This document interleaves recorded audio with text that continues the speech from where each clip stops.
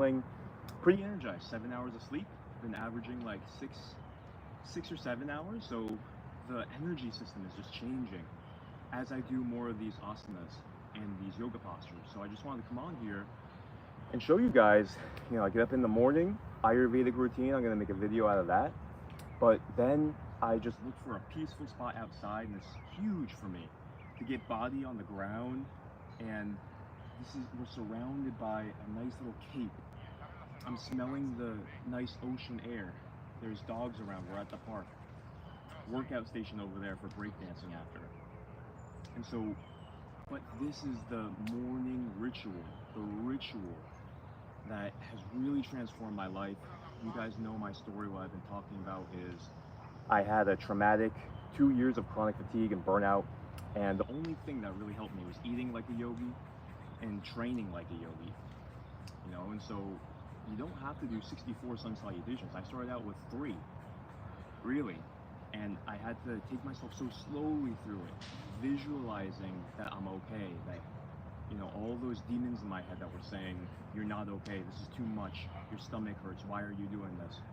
All of that, I had to push it away. But staying calm as you do it is something that I'm still practicing. You stay calm and you feel everything that your body's telling you. You might have to breathe deeper. You might have to push one arm half an inch more up. And that's telling you about what's going on in your body. It's telling you how to adjust yourself so that you can stretch certain fascia, so that you can adjust and massage certain organs as you coordinate your breathing, as you move your body. These little differences make a huge difference, and you'll see your mind changes as you do these asanas day after day after day, and even before and after, like right now.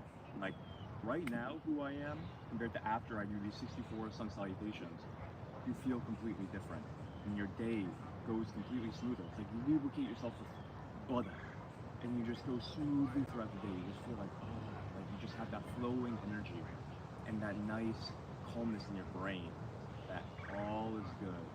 Don't worry about a thing, 'cause every little thing is gonna be alright. Singing don't worry about a thing, 'cause every little thing is gonna be alright. Singing don't worry about a thing. That's just gonna be your whole day. So I'm ready to start doing these yoga asanas. And if you guys are wondering how you start learning yoga, then I would say I have something coming for you. Just a simple warm-up that I do for 5 minutes before I do these sun salutations is vital. It opens up your entire system, calms you down, and sets you up for success. So I have education coming for yoga. Let me know in the comments your questions about yoga, your difficulties with yoga. I really want clear misconceptions and boundaries from people doing yoga. It's not just stretching. This is energizing your entire system. This is reformatting your disc. This is upgrading your RAM. This is putting a new engine in your car.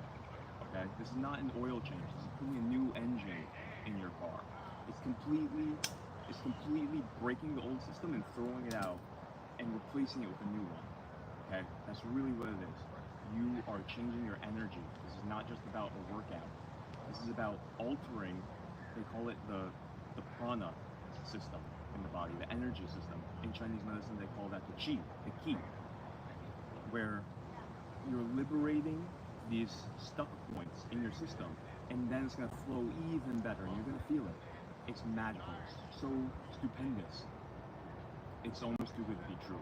What just simple asanas can do when you do it right, with intention, and with a devotion and a commitment to upgrade yourself, so that you can do good in this world and go beyond. Okay? So without further ado, we got a little squirrel buddy watching. You are so cool. You are a beautiful little dog. You are a wonderful creature. Beautiful, beautiful. The lightness in the squirrel's body. Oh, it's beautiful.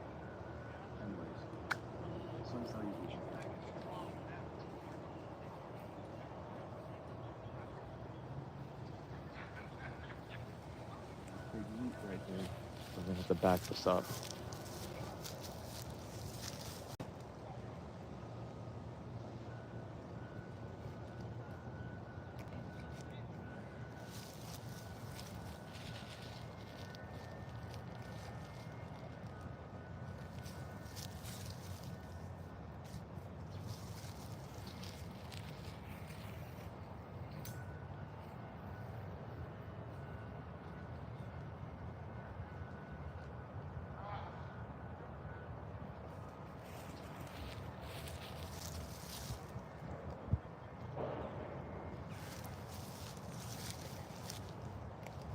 Rise up this morning.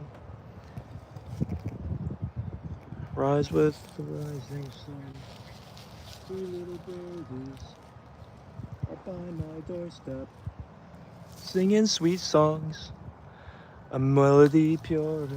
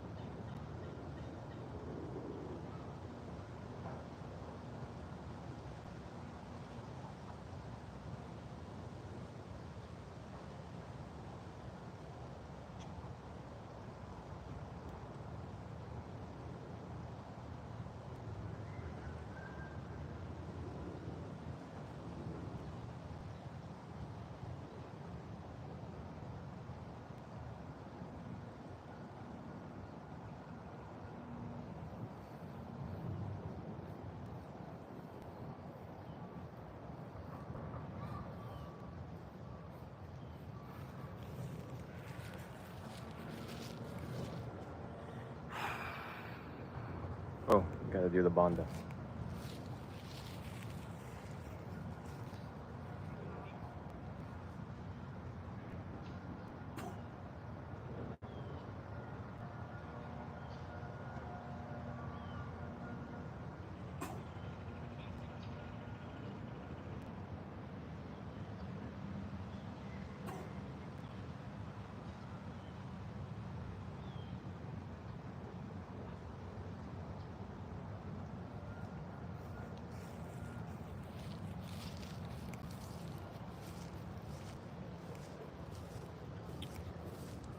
So many different ideas come to you when you're in that state. You just do your yoga. It's crazy. It really gives you insights. It really gives you perspective. It really gives you thoughts that you wouldn't have if you didn't do it. So, I'm pumped. I'm thinking right now, I just got different ideas of how I want to spread the philosophy of yoga, spread the practice of yoga, awareness of yoga. I want to interact with the college kids at FIU and UM, really close to here, because I feel like the rise of atheism and the rise of moral relativism, post-modernism, is on the rise. I just want to engage people from a non-religious perspective. The yogi perspective is non-religious. The yogi perspective is actually more like Socrates. It's more saying, you don't know until you experience.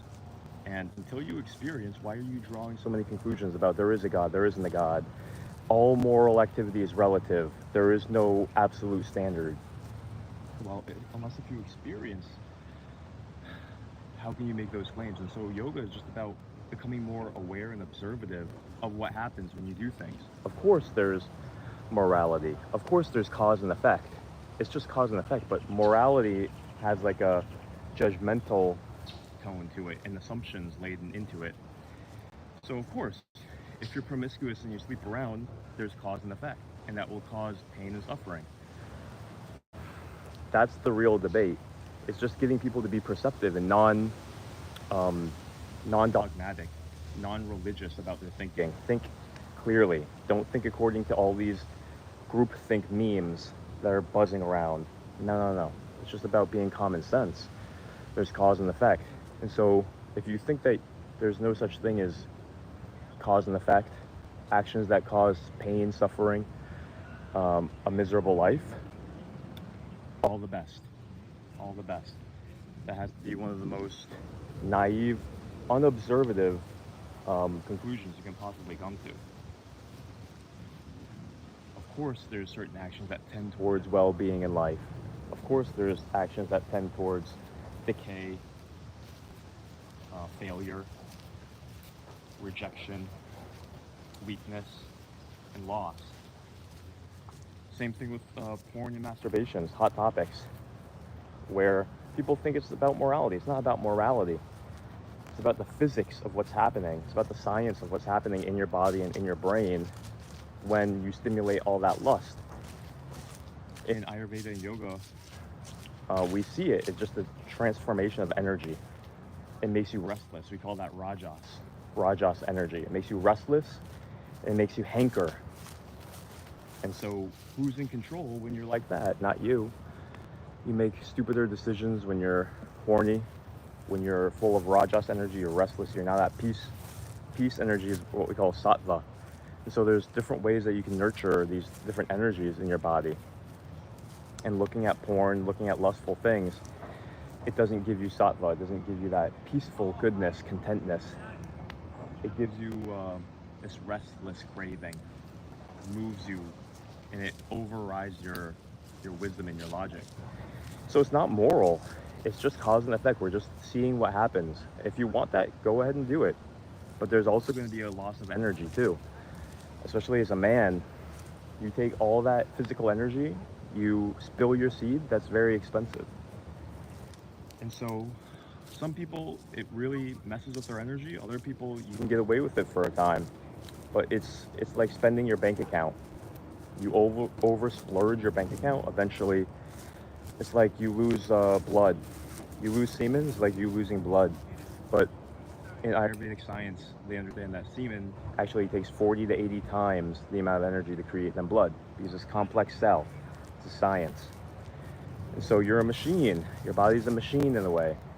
And so when you're expending its energy, there's a consequence, whether it's blood, whether it's anything really. So it's a non-dogmatic, non-moral way to look at things. You know what I mean? Like, there's no problem. There's no problem. I have no problem with people watching porn. I have no problem if they are going to be miserable and lose their energy. It's not my problem, but at the same exact time, it is, because we all impact each other. And the cashier, the salesman, the flight attendant, all these people actually impact us because we're around them. We're constantly around them. And so, I'll just switch this camera around, guys. We still live, guys? Hello? Yeah, I think we're still live.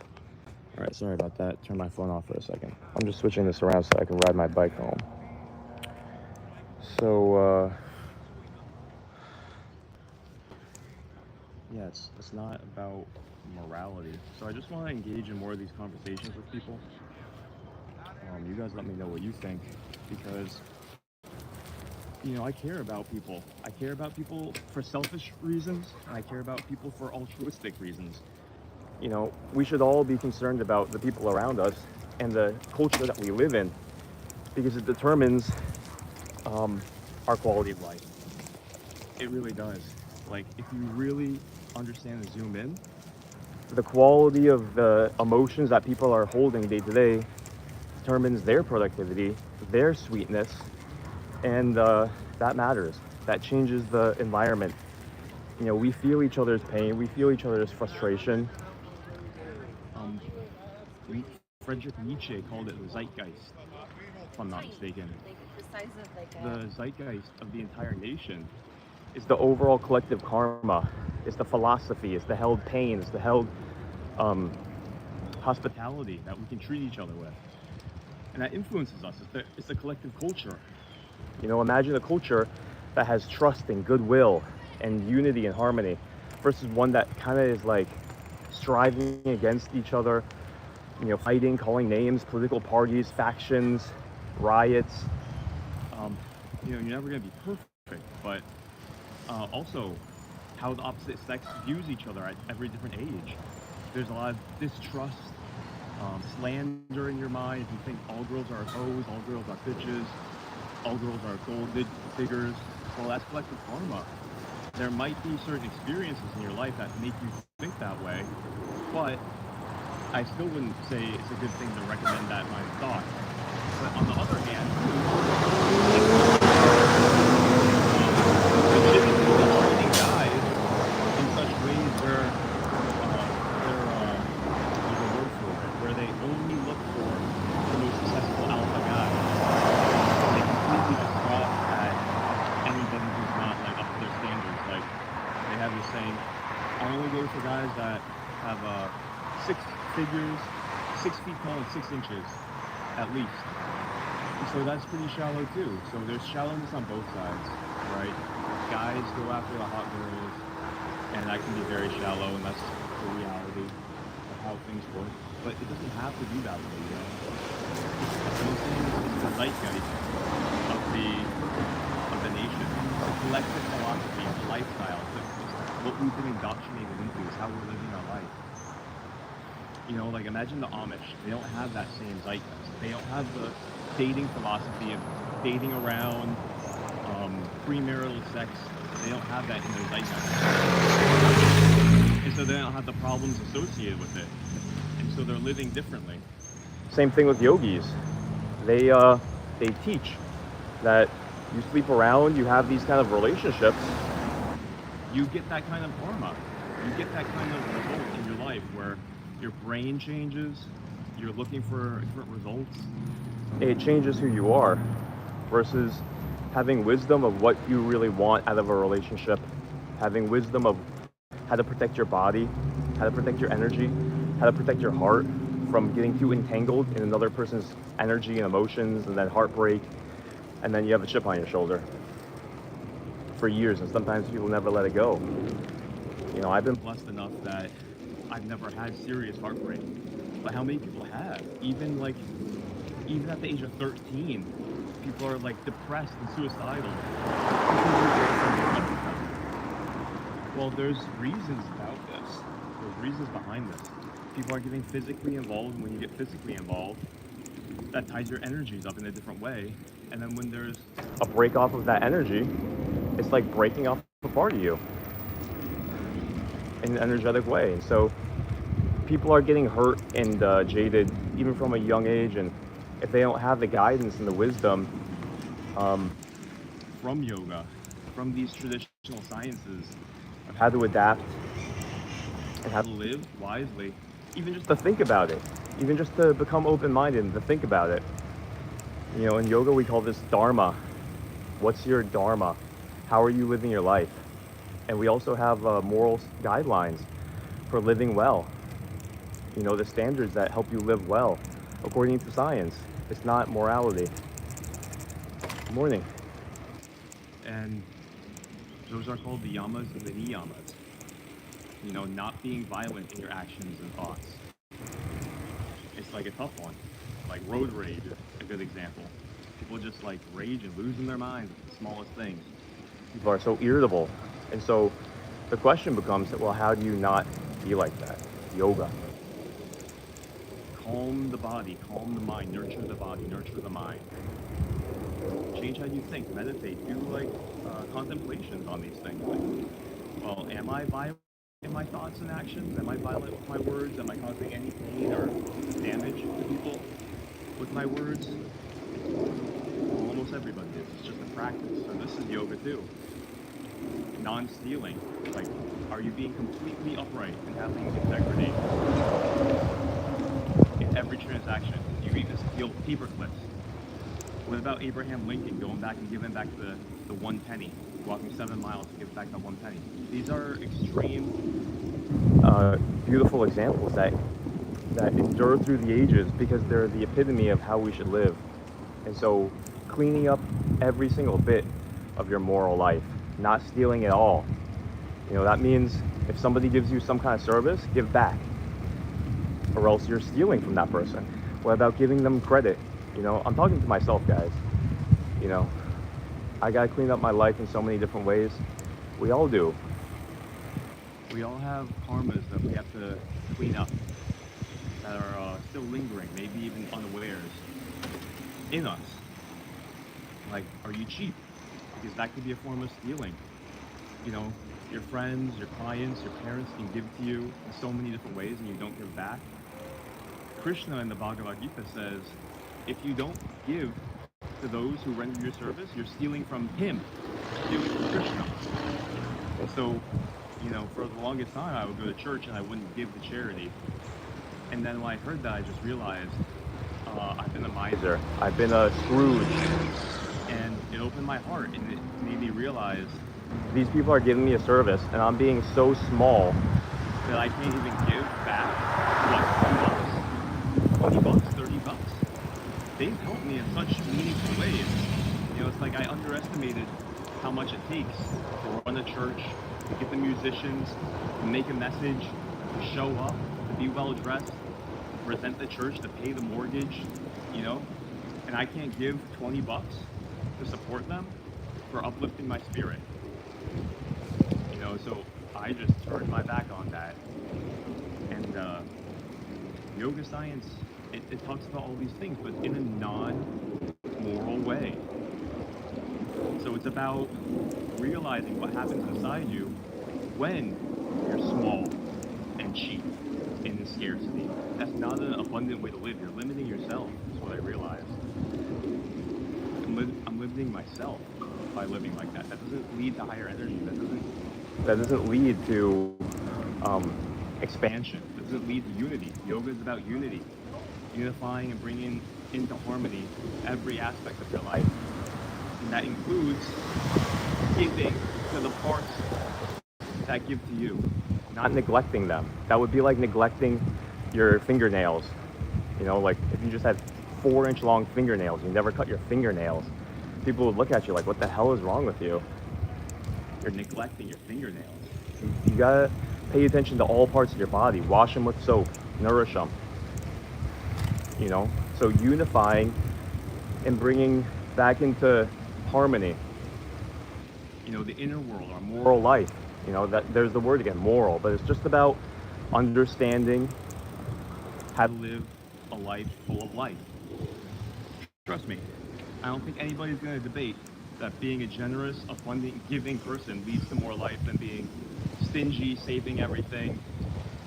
Scarcity mindset is obvious, and this is just an observation. So that's why we say don't steal. That's why we say non-possessiveness.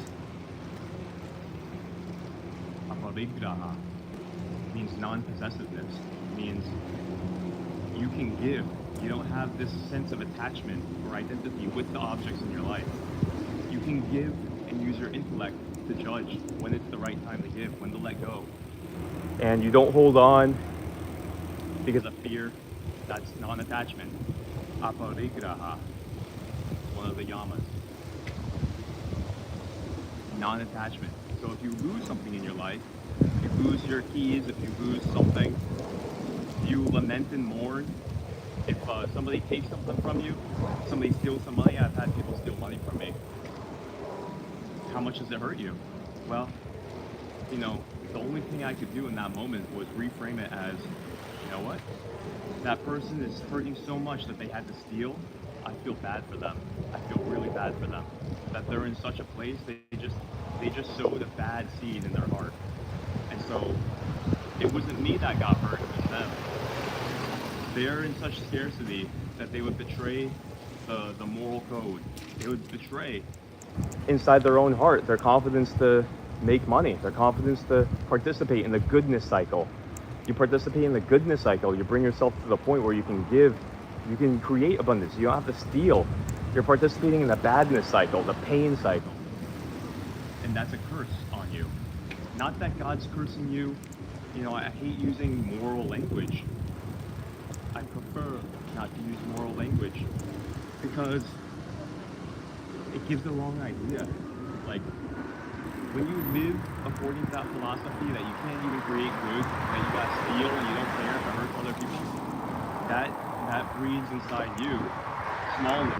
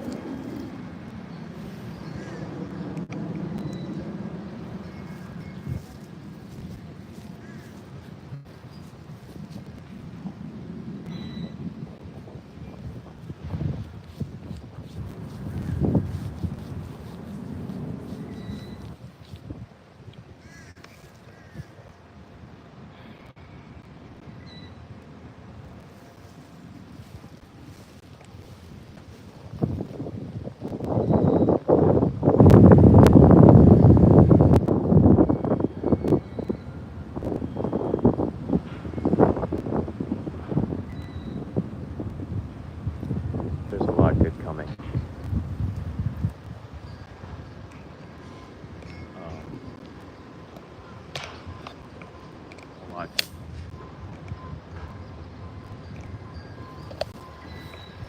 It's so interesting. You just get insights of the beautiful things that you can do. For you guys, you know, we're gonna have a lot of good yoga that we can do together. And starting a series right now of how to get private clients. And you know, I moved from Boca, where all my clients were. Now I'm in Miami.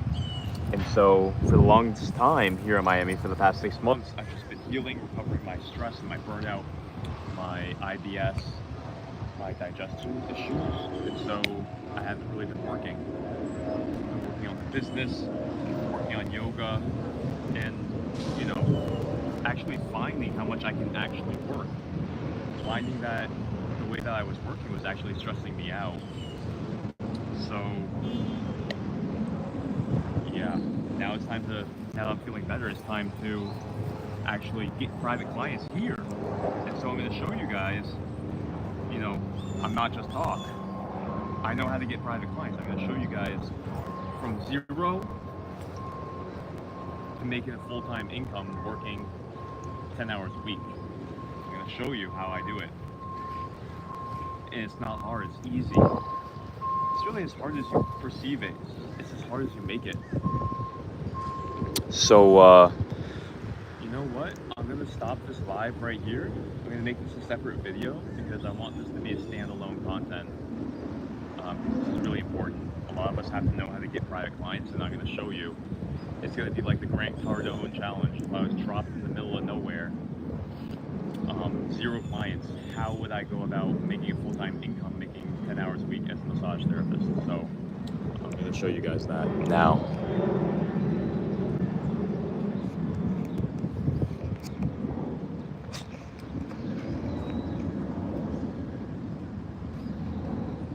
Oh yeah, so you guys watching, don't know when you joined, but let me know if you have any questions about everything I talked about, anything I talked about. Hope you're having a great day. Much love from the Monk MT. We're all miracle MTs, and so right now, just let me know what you're looking for, what content you're looking for. About to start the series on how to get private clients. I have 1 private client right now, health coaching. So that's my goal right now, is to enter into this new area of health coaching. And so I'm going to show you guys how I find private clients. We're going to be going to farmers markets, looking around for other fun areas to find people who fit into what we're serving. And so the whole thing that I'm going to be showing people is that, you know, you set up a stand at a farmer's market. You have all the juices. So my big thing is like juice cleanses. So I want to show people how they can lose 7 pounds in 14 days of just doing like juicing and smoothies. And so the way that we're going to get them is you just put out the whiteboard.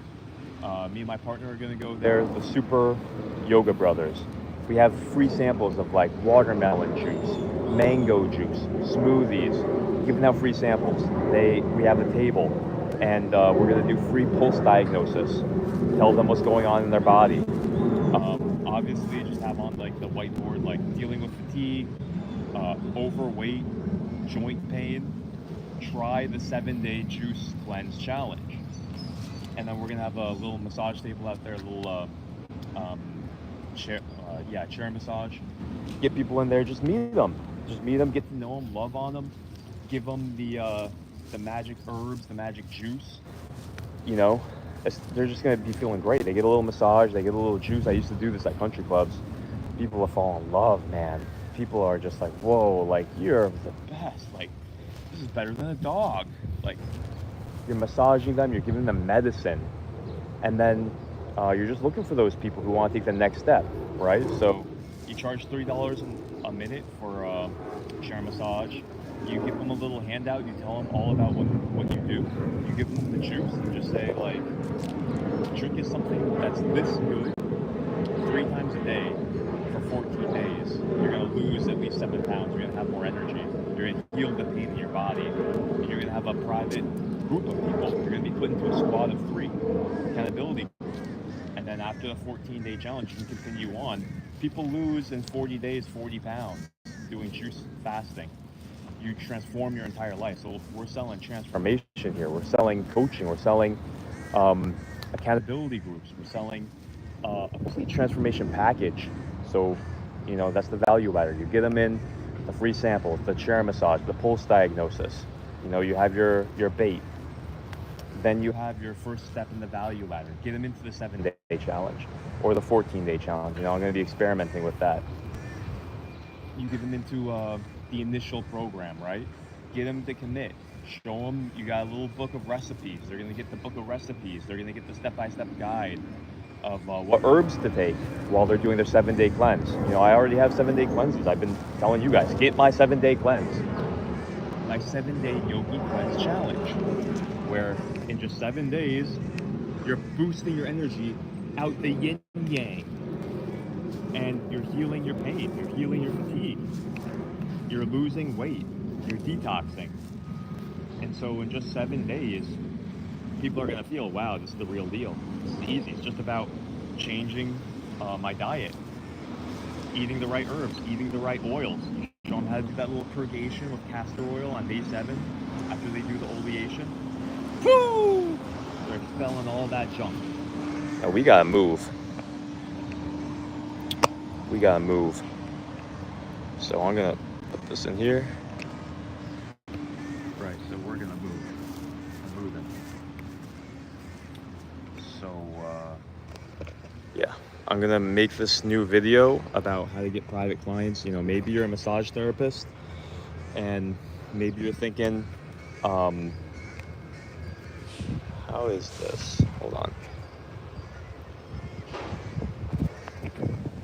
Okay, here we go. Figured out this.